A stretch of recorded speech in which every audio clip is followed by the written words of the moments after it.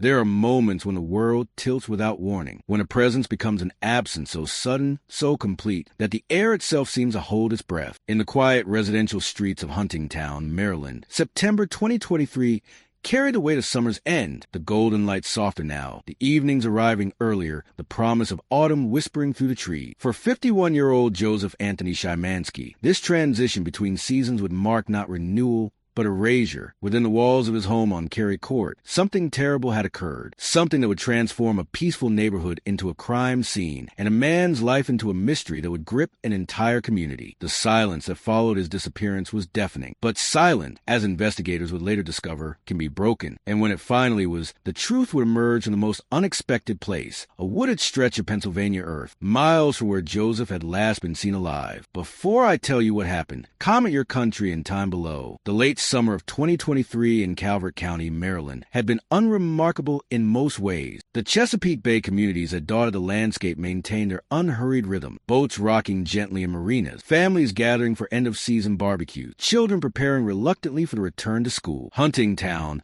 a census-designated place tucked into the heart of Calvert County, embodied this peaceful existence with its mix of established neighborhoods and rural stretches. It was the kind of community where people knew their neighbors, where lives unfolded in predictable patterns of work, home, and weekend gathering. Joseph Anthony Shymanski had been part of this tapestry for years. At 51, he had built a life in Huntingtown, establishing himself as a familiar presence in the community. His home on Cari Court sat in a residential development where houses stood close enough for neighborly conversation, but far enough apart to offer privacy. The street itself was typical of suburban Maryland. Well-maintained lawns, parked cars and driveways, the occasional dog walker passing by in the evening hours. Those who knew Joseph would later struggle to reconcile the man they remembered with the tragedy that befell him. He had been real, tangible, present, someone with routines and preferences, someone who occupied space in the world with the quiet assurance of any middle-aged man who had found his place. The details of his daily life, though not extensively documented in public records, painted a picture of an ordinary existence, a home to maintain,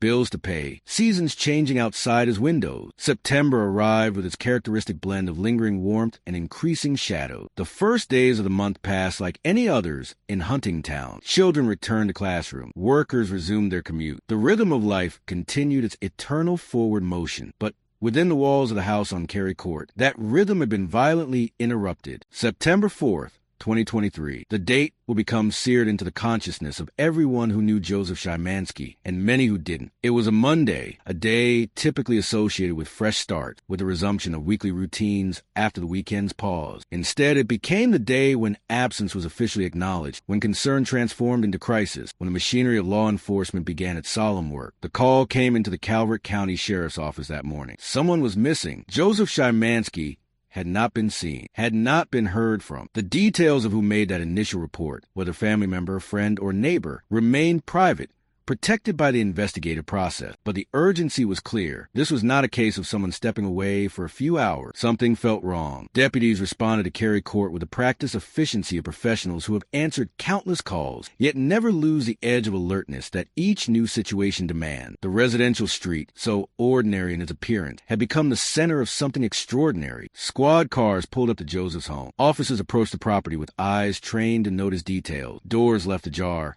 windows broken, signs of disturbance. What they found inside would transform this from a missing person case into something far more sinister. The home, which should have been a sanctuary, had become a crime scene, though the specific details of what deputies discovered that day were not released to the public, a careful withholding of information crucial to the investigation. The conclusion was swift and certain. Foul play was suspected. This was not a case of a man who had chosen to leave, who had packed a bag and walked away from his life. Violence had visited this house, and Joseph Shymanski was gone. The realization settled over the investigation like a cold fog. Missing persons cases fall into categories, and experienced law enforcement officers learn quickly to distinguish between them. There are the voluntary disappearances, adults exercising their right to leave, to start over, to escape circumstances that have become unbearable. There are the tragic accidents, people who wander away in confusion, who meet with unforeseen calamity, whose absence is explained by misfortune rather than malice. And then there are the cases where someone else's hand has authored the disappearance, where absence is not chosen but imposed, where the missing person is not lost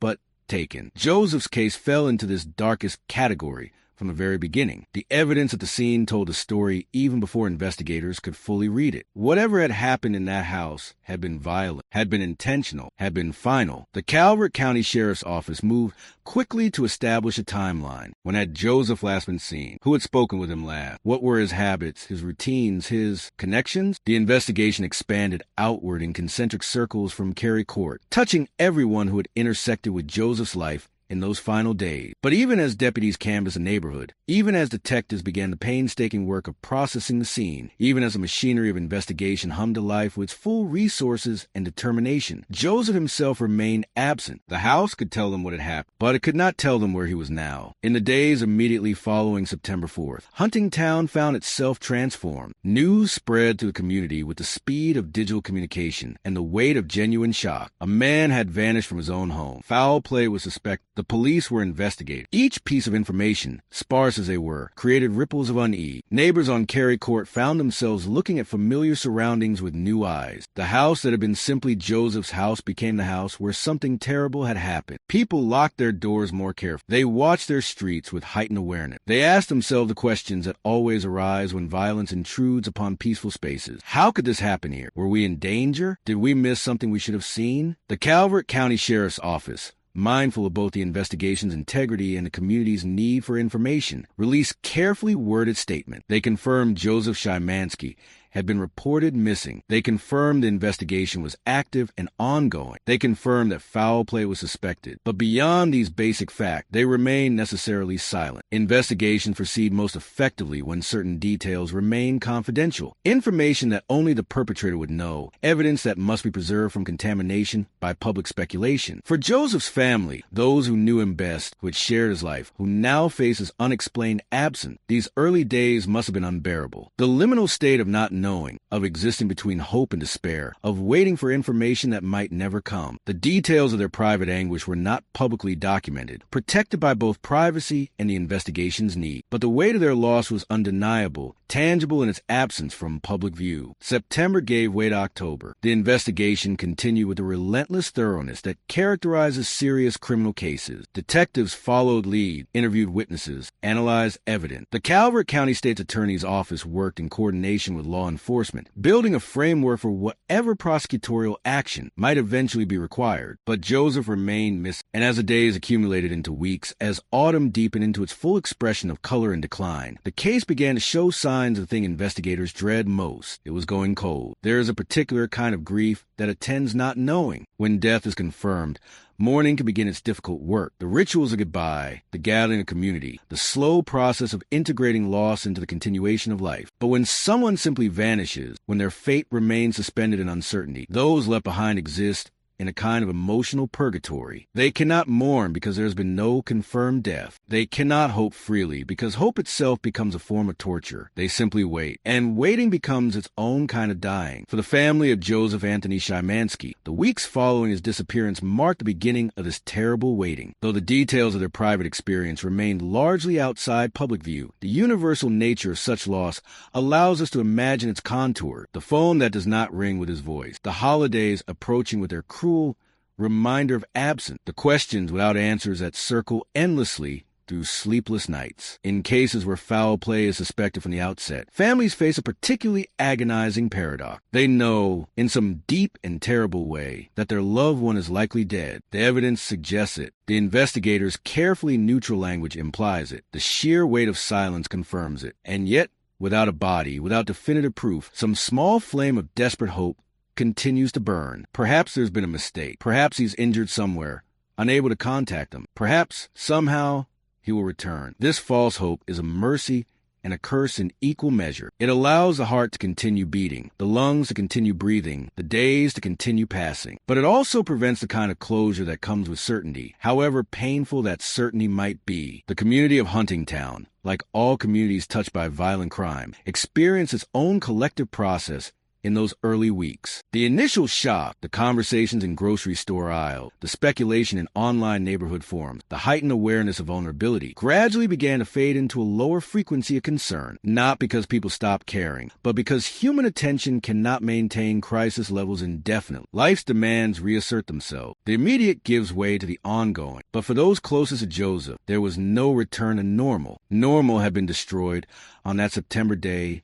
when he disappeared from his home. What remained was an altered existence, a before and after demarcated by his absence. The Calvert County Sheriff's Office continued its investigation throughout those early weeks, though the public heard little about their progress. This is the nature of active criminal investigations. Much of the work happens behind the scenes, in interview rooms and evidence labs, in late-night review sessions and early morning strategy meetings. Detectives pursue leads that go nowhere. They wait for lab results that take weeks to process. They build timelines and map connections and try to construct a narrative from fragments. In Joseph's case, investigators face significant challenges. While the scene at his home had indicated foul play, the absence of a victim complicated everything. Without a body, determining exactly what had happened became far more difficult. Without a location where remains might be found, physical evidence remained limited. And without clear witnesses to what occurred in that house on Cari Court, reconstructing the events of that day required painstaking detective work. But the investigation was not static. Behind the public silence,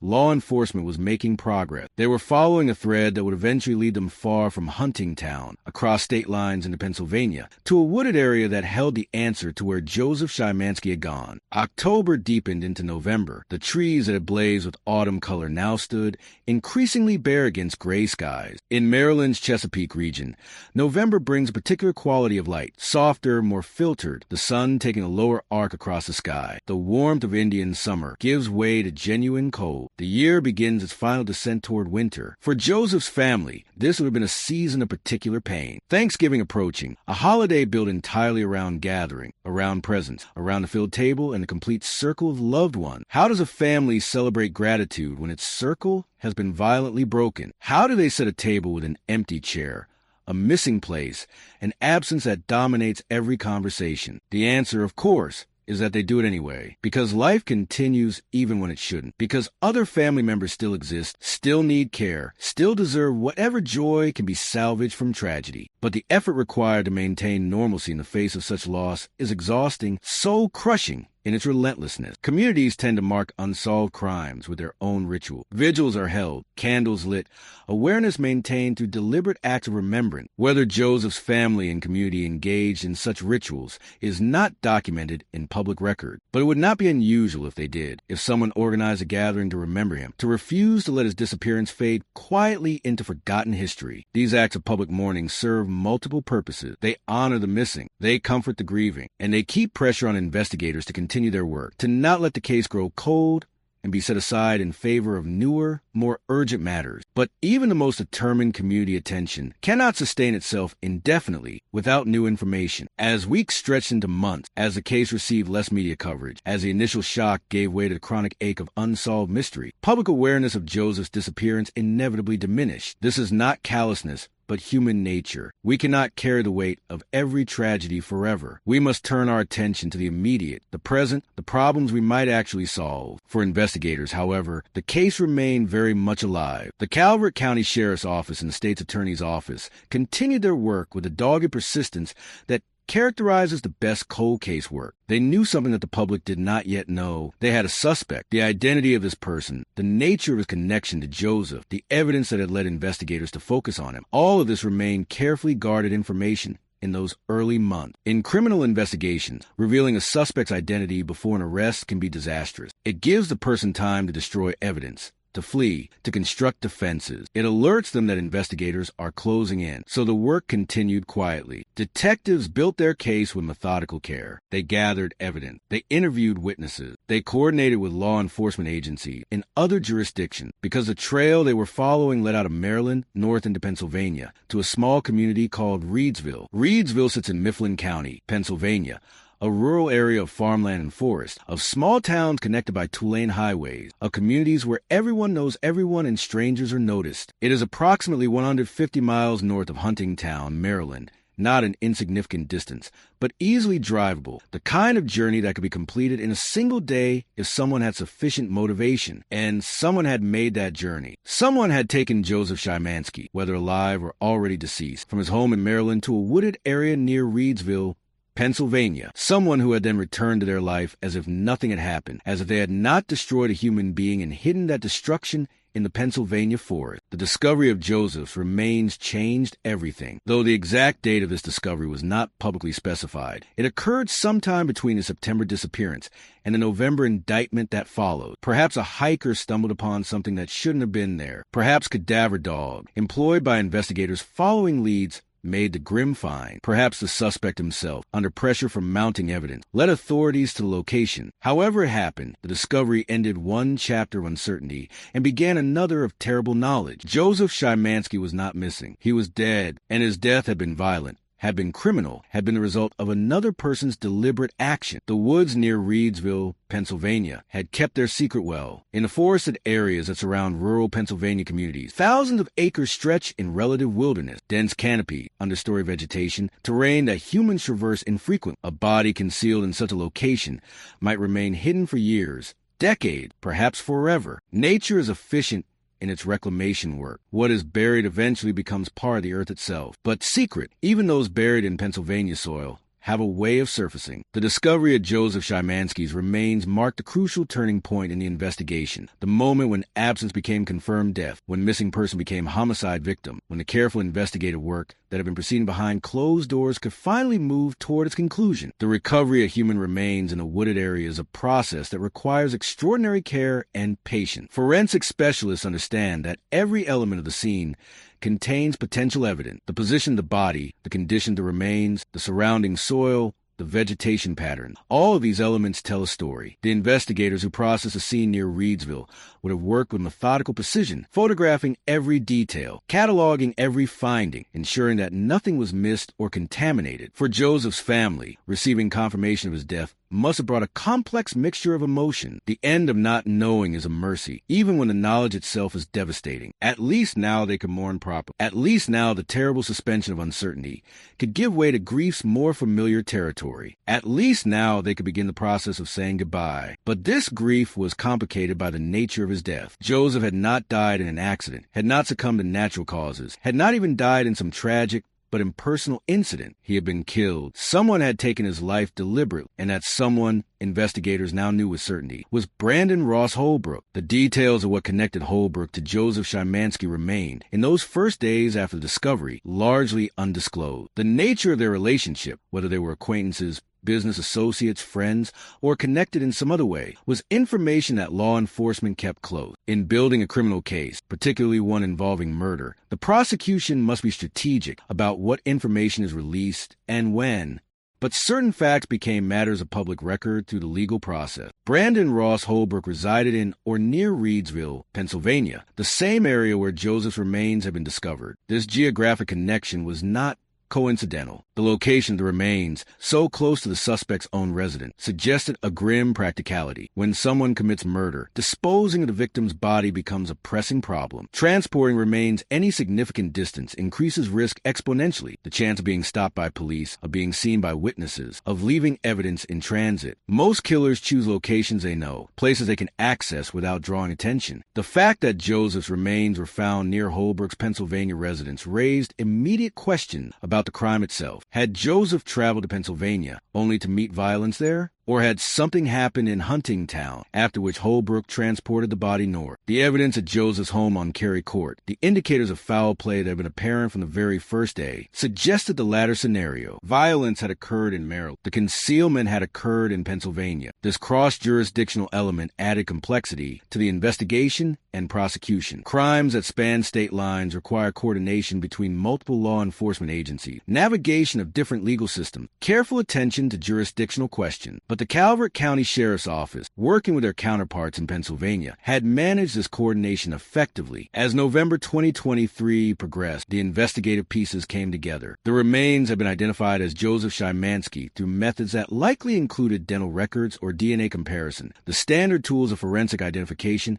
when a body has been concealed for weeks. The location of the remains pointed toward Holbrook, and the evidence gathered from Joseph's home, from witness statements, from digital records and physical evidence, build a case that prosecutors deemed strong enough to bring before a grand jury. The grand jury process in Maryland, as in most jurisdictions, occurs behind closed doors. Prosecutors present their evidence to a panel of citizens who must determine whether probable cause exists to formally charge someone with a crime. The accused is not present, does not have the opportunity to present a defense. That comes later at trial. The grand jury's role is simply to assess whether the state has sufficient evidence to justify bringing charges. In the case of Brandon Ross Holbrook, the grand jury reached its conclusion. Yes, the evidence warranted indictment. November 2023 marked the transformation of private tragedy into public accountability. The indictment of Brandon Ross Holbrook on charges of murder, assault, and firearm use represented the legal system's formal acknowledgement that Joseph Anthony Shymanski had not simply died, he had been killed, and someone would be held to answer for that killing. The specific charges brought against Holbrook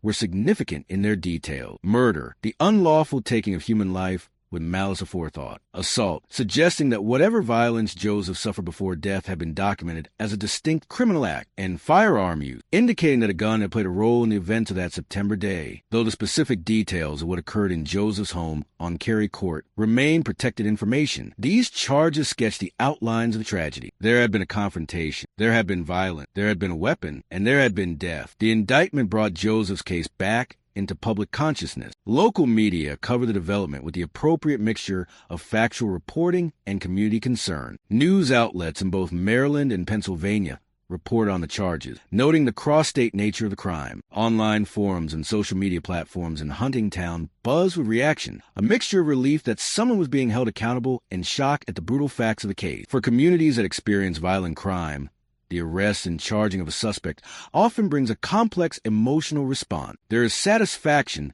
in seeing justice begin its work. There is validation in knowing that law enforcement took the crime seriously, devoted resources to solving it, succeeded in identifying the perpetrator. But there is also the sobering reminder that the crime itself cannot be undone. Joseph Shymanski remained dead. His family still face holidays without him, years without him, the rest of their lives carved into before and after. The legal process that began with Holbrook's indictment would unfold according to its own measured timeline. Criminal cases, particularly serious felonies like murder, do not move quickly through the court system. There would be preliminary hearings, motions filed by both prosecution and defense, discovery periods where evidence was shared between the parties, negotiations about trial dates, and procedural matters. The American justice system, for all its flaws, operates on the principle that accused individuals are entitled to robust defense, to due process, to presumption of innocence until guilt is proven beyond a reasonable doubt. This principle can be difficult for victims' families to accept. They know what happened. They know who is responsible. The waiting, the procedural delays, the defense attorney's inevitable attempt to challenge evidence and testimony, all of this can feel like unnecessary cruelty, like obstruction of justice rather than protection of right. But the system persists in its careful methodology because the alternative, conviction without adequate defense, punishment without proper proof, would be even more unjust. The details of Holbrook's personal background, his history,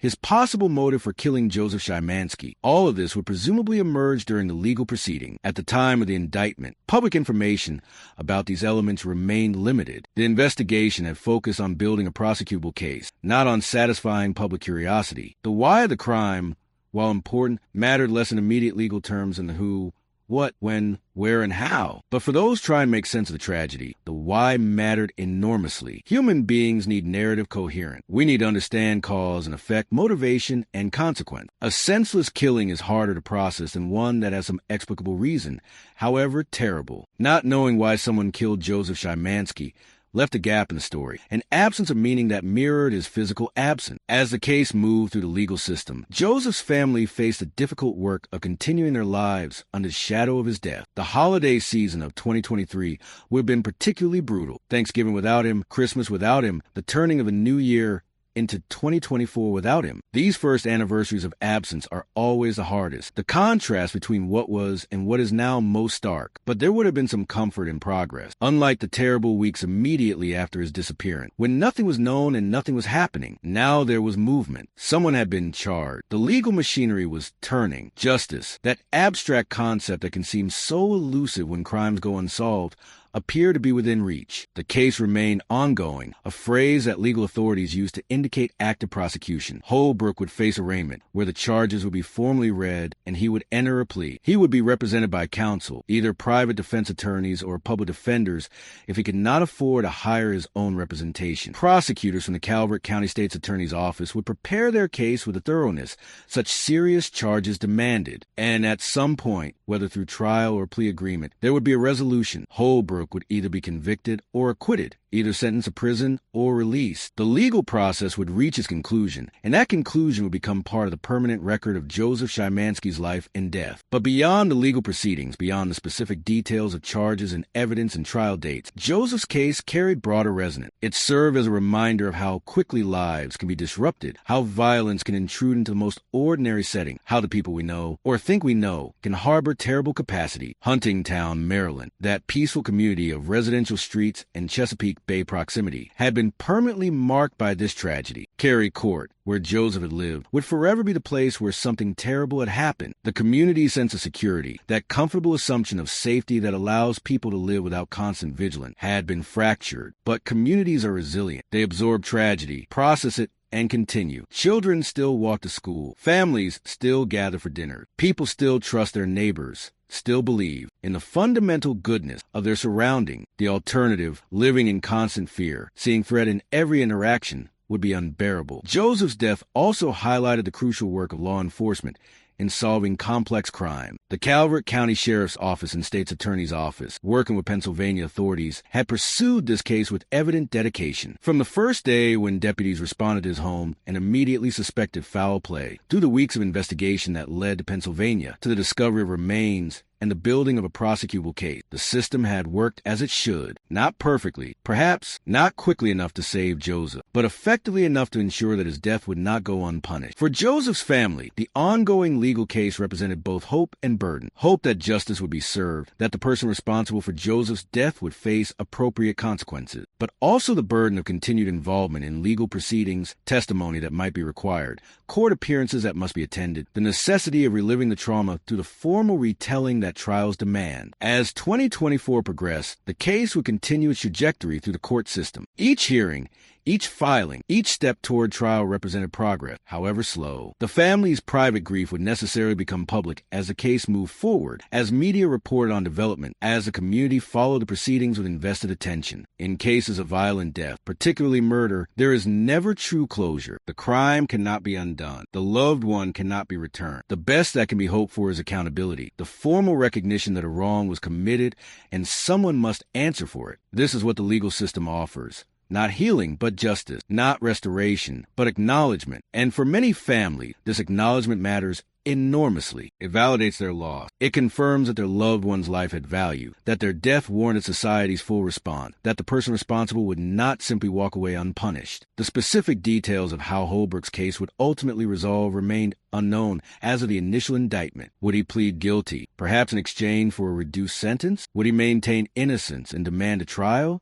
Would a jury eventually sit in judgment, hearing evidence and deliberating on his guilt? These questions would be answered in time, according to the legal process's measured pace. But regardless of the specific path to resolution, certain truths had already been established. Joseph Anthony Shymanski had lived. He had been part of a community, part of family, a real person with a real life. That life had been taken from him violently and prematurely. His body had been hidden in Pennsylvania wood, as if his death were a shameful secret to be concealed rather than a crime to be answered for. But the truth had emerged, as truth often does. The woods had given up their secret. The investigation had identified the killer, and the legal system had responded with formal charges. For the community of Huntingtown, for the family who mourned him, for the investigators who worked his case, Joseph's death represented a fracture in the natural order. We expect violence to be distant, to happen to other people in other places. When it arrives on our own streets, in our own communities, it forces a reckoning with uncomfortable truths about human nature and the fragility of safety. But it also demonstrates resilience, the human capacity to face terrible things and continue forward. Joseph's family would carry their grief forward into the rest of their lives, learning to live with loss rather than being destroyed by it. The community would remember what happened, would honor Joseph's memory, but would also move forward with the daily business of living. The investigators would close this case and turn their attention to the next tragedy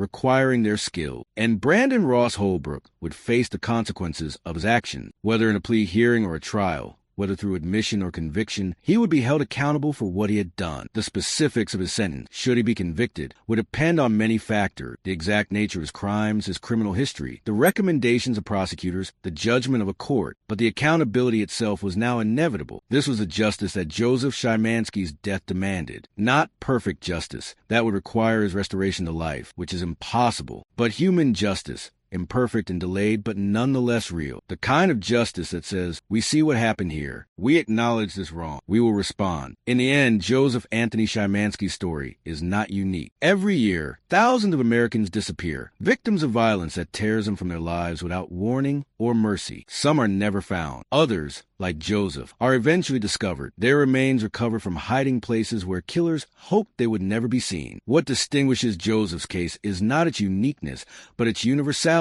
The ordinary setting, a residential neighborhood in Maryland. The ordinary victim, a 51-year-old man living his life. The sudden intrusion of violence into spaces that should be safe. And the slow, determined work of justice, attempting to restore some measure of order to the chaos that violence creates. For those of us who follow such cases, who listen to these stories of tragedy and investigation, there's a responsibility to remember, to refuse to let victims become mere statistics, mere names in news reports. Joseph was a real person. His life mattered. His death mattered. The fact that someone will be held accountable for that death matter. Justice may come slowly. It may come imperfect, but when it comes at all, it represents humanity's refusal to accept that violence goes unanswered. It represents a collective agreement that some wrongs demand response, that some crimes cannot be ignored or forgotten. The woods near Reedsville, Pennsylvania, no longer hold their secret. Joseph has been found, identified, returned to those who loved him. His killer has been charged and will face trial. The legal system, with all its flaws and delays, is doing its work. This case reminds us that truth has a way of emerging, that concealment is rarely permanent, that conscience and consequence have a way of finding us. It reminds us that investigators who dedicate themselves to solving crimes often succeed, even when the crimes seem unsolvable. It reminds us that communities are more resilient than we might think, capable of absorbing tragedy